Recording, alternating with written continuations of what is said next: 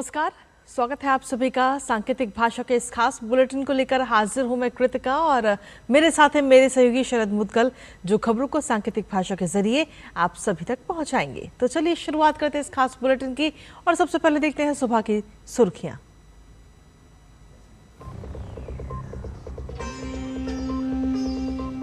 राष्ट्रपति द्रौपदी मुर्मू गणतंत्र दिवस की पूर्व संध्या पर आज राष्ट्र को करेंगी संबोधित।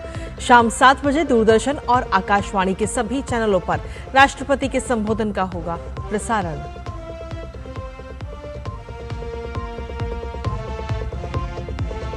प्रधानमंत्री नरेंद्र मोदी आज सुबह 11 बजे मन की बात कार्यक्रम में देश और विदेश के लोगों के साथ अपने विचार करेंगे साझा। ये मासिक कार्यक्रम का होगा 130वां संस्करण।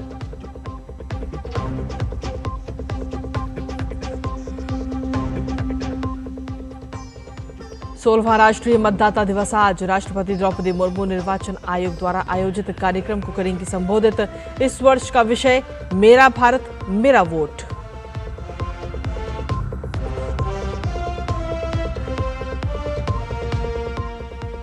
चीन के साथ प्रस्तावित व्यापार समझौते पर कनाडा को डोनाल्ड ट्रंप की चेतावनी। अमेरिकी राष्ट्रपति ने दी 100% टैरिफ लगाने की धमकी। कहा ड्रैगन कनाडा को कर देगा पूरी तरह से तबाह।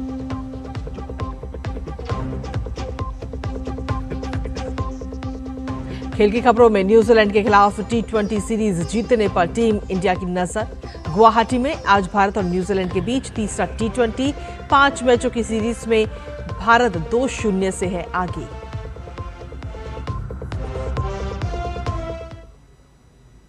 तो ये थी प्रमुख सुर्खियां और अब खबरों में बात विस्तार से, जहां राष्ट्रपति द्रौपदी मुर्मू 77वें गणतंत्र दिवस की पूर्व संध्या पर आज राष्ट्र को संबोधित करेंगी। ये संबोधन आकाशवाणी के पूरे राष्ट्रीय नेटवर्क पर शाम 7 बजे से प्रसारित किया जाएगा और दूरदर्शन के सभी चैनलों पर पहले हिंदी में और फिर अंग्रेजी में प्रसारित होगा। तो वहीं दूरदर्शन पर हिंदी और अंग्रेजी में संबोधन के प्रसारण के बाद दूरदर्शन के क्षेत्रीय चैनलों द्वारा क्षेत्रीय भाषाओं में भी इसका प्रसारण किया जाएगा। इसके साथ ही आकाशवाणी अपने संबंधित क्षेत्रीय नेटवर्कों पर रात 9:30 बजे से क्षेत्रीय भाषाओं में इसका प्रसारण करेगी।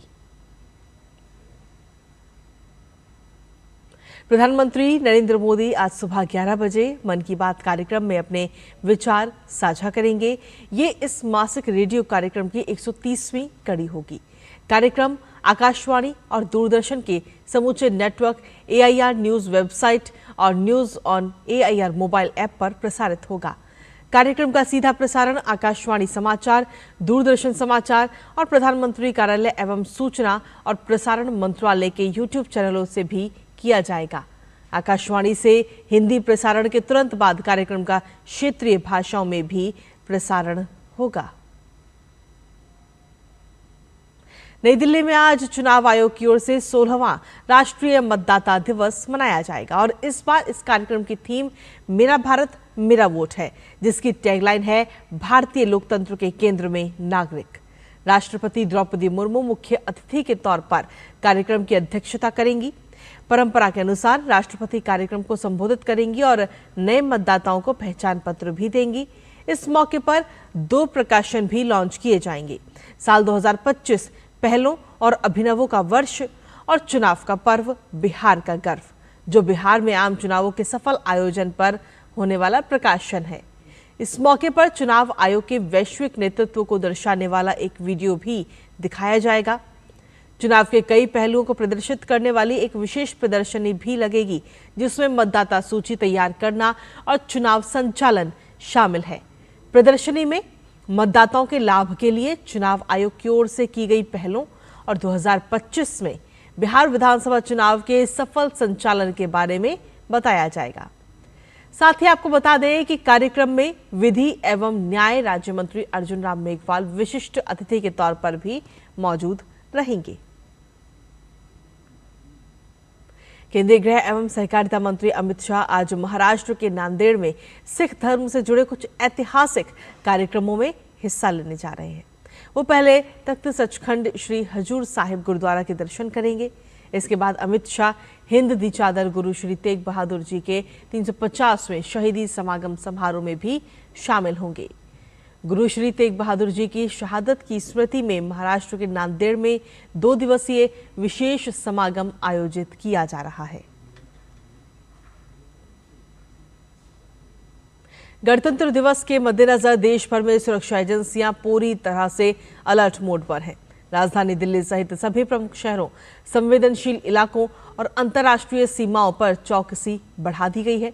किसी भी संभावित आतंकी साजिश को नाकाम करने के लिए केंद्रीय और राज्य सुरक्षा एजेंसियों को समन्वय के साथ कड़ी निगरानी रखने के निर्देश दिए गए हैं। दिल्ली एनसीआर में गणतंत्र दिवस से पहले सुरक्षा व्यवस्था को और मजबूत किया जा रहा है। प्रमुख सड़कों, बाजारों और सार्वजनिक स्थलों पर पुलिस द्वारा सघन जांच अभियान भी चलाकर वाहनों की चेकिंग की जा रही है। तो वहीं संदिग्ध गतिविधियों पर नजर रखने के लिए अतिरिक्त बल तैनात किए गए हैं। इसके साथ ही पूर्वोत्तर राज्य में भी सुरक्षा के पुख्ता इंतजाम किए गए। असम की राजधानी गुवाहाटी में गणतंत्र दिवस से पहले रेलवे स्टेशन पर कड़ी सुरक्षा व्यवस्था लागू की गई। यात्रियों के सामान की जांच के साथ साथ स्टेशन परिसर में पुलिस और सुरक्षा बल लगातार गश्त कर रहे हैं ताकि गणतंत्र दिवस का पर्व देश भर में शांतिपूर्ण और सुरक्षित माहौल में मनाया जा सके। अंतर्राष्ट्रीय खबरों की बात करते हैं, जहां अमेरिकी राष्ट्रपति डोनाल्ड ट्रंप ने शनिवार को कनाडा से आयातित वस्तुओं पर 100% शुल्क लगाने की धमकी दी है। उन्होंने कहा कि अगर उनका पड़ोसी देश चीन के साथ अपने व्यापार समझौते पर आगे बढ़ेगा तो ऐसा किया जाएगा। ट्रंप ने कहा कि यह समझौता कनाडा के व्यवसाय, समाज और जीवन शैली के लिए खतरा होगा। ट्रंप ने ट्रुथ सोशल पर पोस्ट कर यह भी कहा कि चीन कनाडा को पूरी तरह निगल जाएगा और उसके व्यवसाय, समाज और जीवन शैली को नष्ट कर देगा। वहीं कनाडा के प्रधानमंत्री मार्क कार्नी ने घरेलू उत्पादों की खरीद पर जोर देते हुए कहा कि देश को उन चीजों पर ध्यान देना चाहिए जिन्हें वो नियंत्रित कर सकता है। उन्होंने ट्रंप के टैरिफ की धमकी को सीधे तौर पर जिक्र करते हुए कहा कि विदेश से हमारी अर्थव्यवस्था को खतरे में देखते हुए कनाडाई लोगों ने उन चीजों पर ध्यान केंद्रित करने का विकल्प चुना है जिन्हें हम नियंत्रित कर सकते हैं।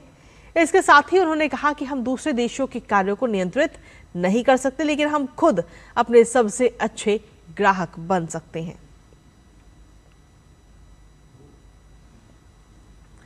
अमेरिका की मध्यस्थता में अबू धाबी में यूक्रेन और रूस के बीच दूसरे दिन की वार्ता शनिवार को बिना किसी समझौते के खत्म हो गई।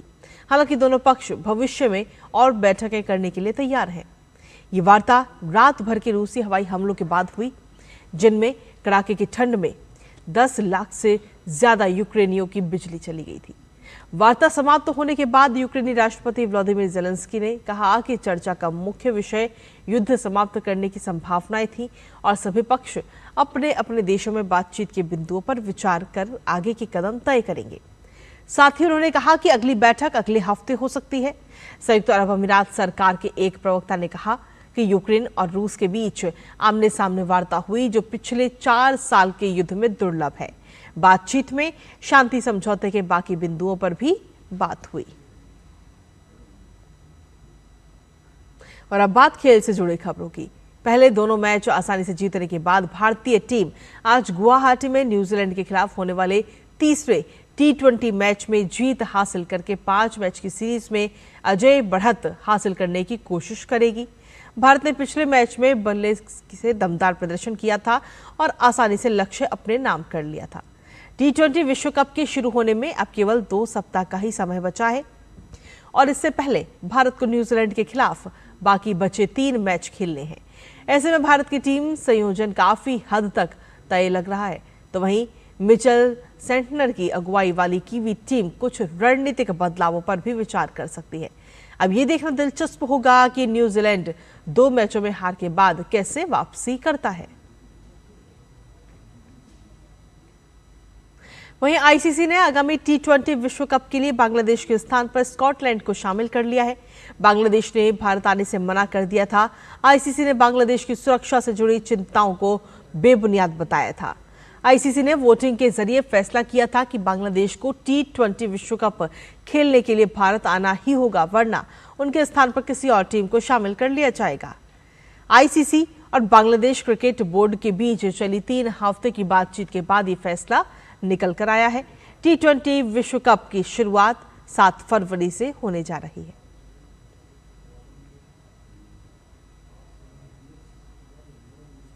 और इसी के साथ सांकेतिक भाषा के इस खास बुलेटिन में मुझे, मेरे सहयोगी शरद मुदगल और हमारी टीम को दीजिए अनुमति। नमस्कार।